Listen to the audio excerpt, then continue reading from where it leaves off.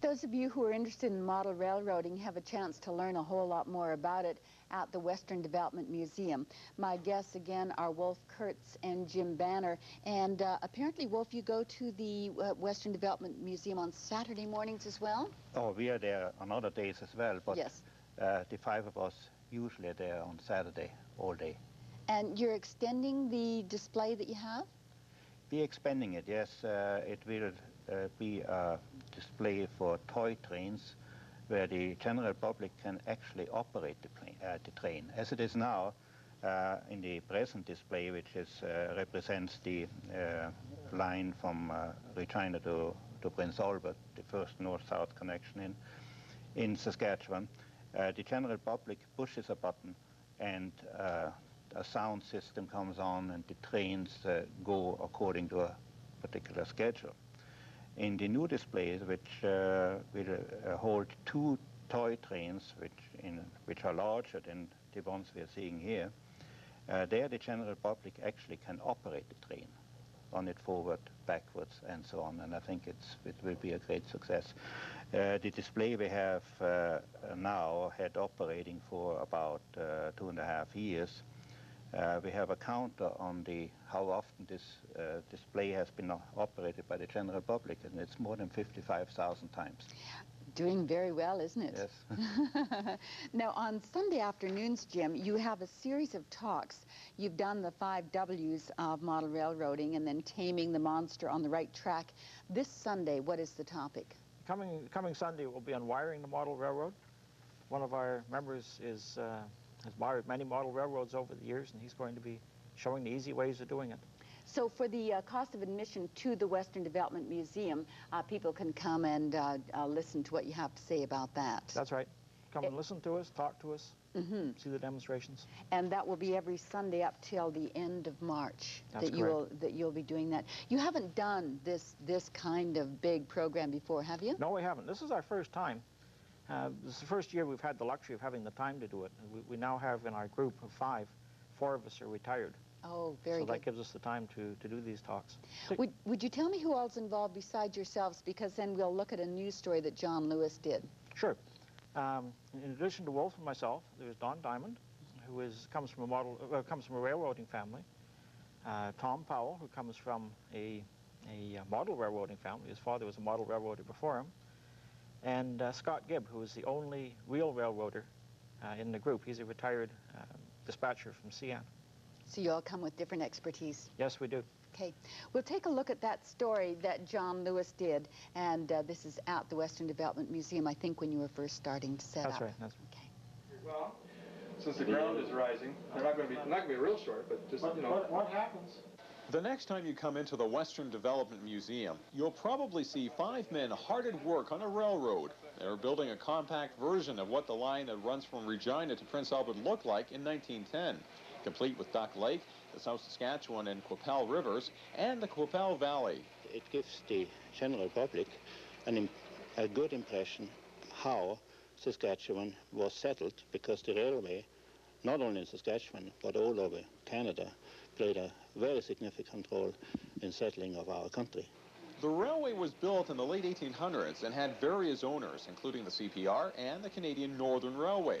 But it wasn't until after the turn of the century that more people settled in the province and the line made money. Of course, after that, it was one of the most efficient railways in these days run in Canada. The hobbyists started their work back in October and have so far put in about 1,000 hours of volunteer time building just about everything, including the bridges. And every tree they plant, piece of wire and track they've laid down, even the room they're in, are costs they've pocketed. But they don't mind, because they're learning from one another. The hobby encompasses so many facets. You have carpentry, woodworking, you have scenery making, wiring, electronics.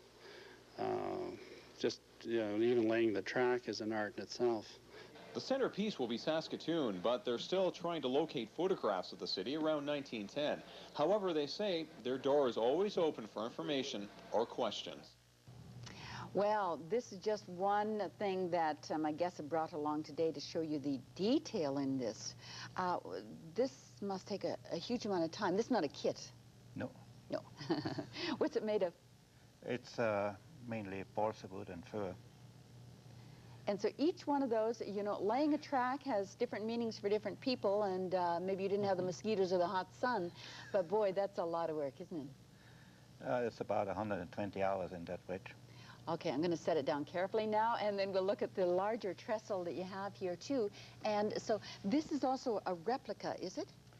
Yeah, this is just a ordinary trestle. I don't think it's a replica from a particular trestle. Those trestles in particular were used in the mountains and some on the prairies as well.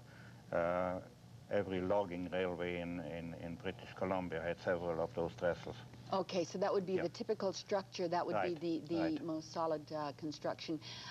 You know, I was going to say it would be hard to imagine when we didn't have the railroads going every which way, but you know what? It isn't hard because they aren't going every which way now, are they? Right.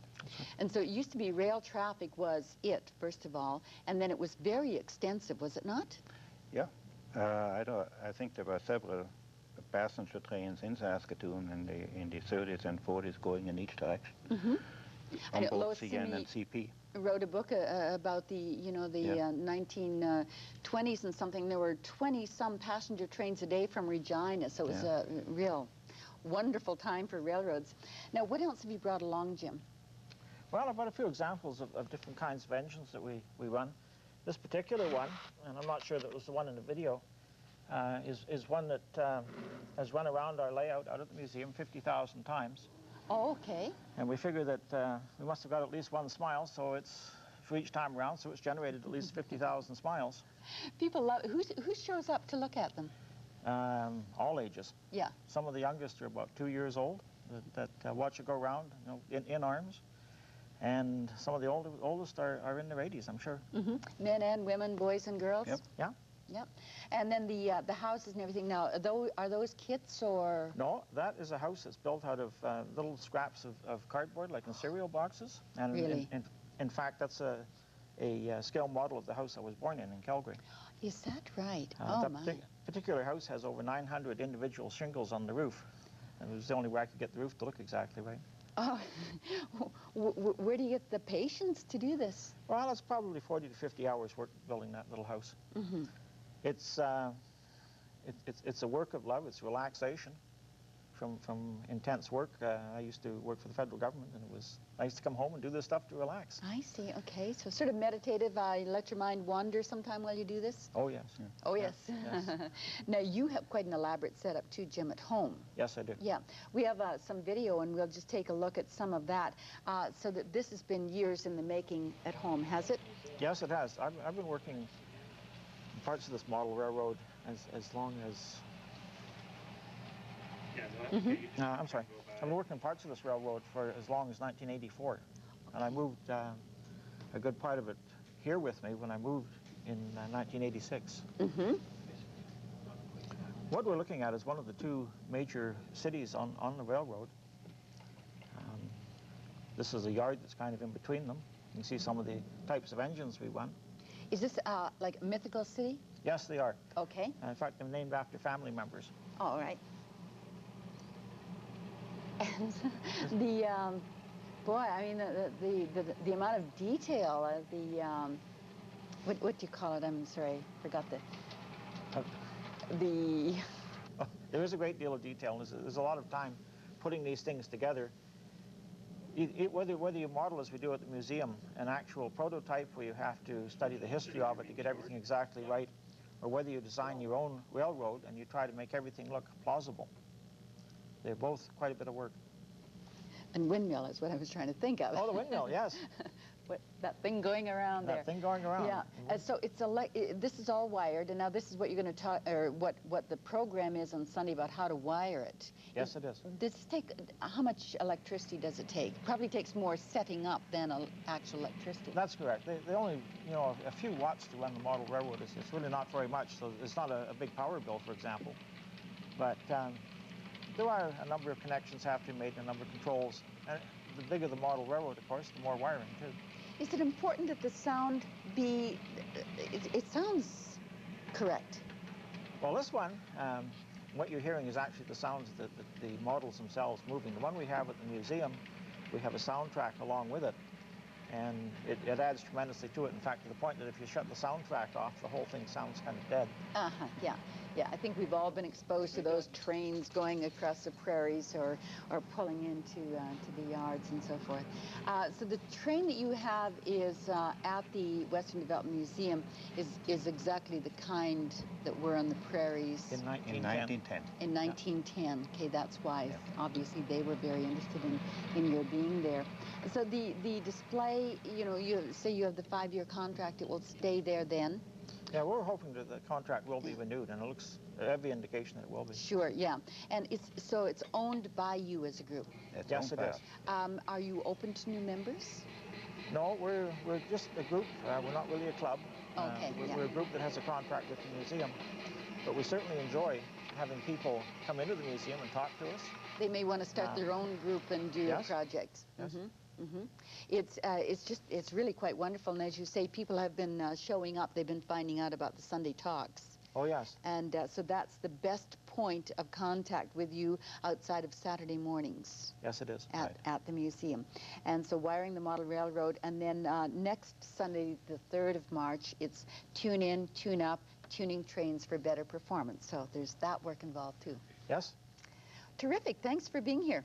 Thank you for having us. Thank you. Wolf Kurz and Jim Banner, both members of the Saskatoon Railroad Modelers, and again, the Western Development Museum is where the display is. You can see it any day of the week, but see them Saturday morning or hear them Sunday afternoon at 2 o'clock, and it's free of charge after you get into the museum, and that's regular admission. Thanks again. Thank you. We'll talk about the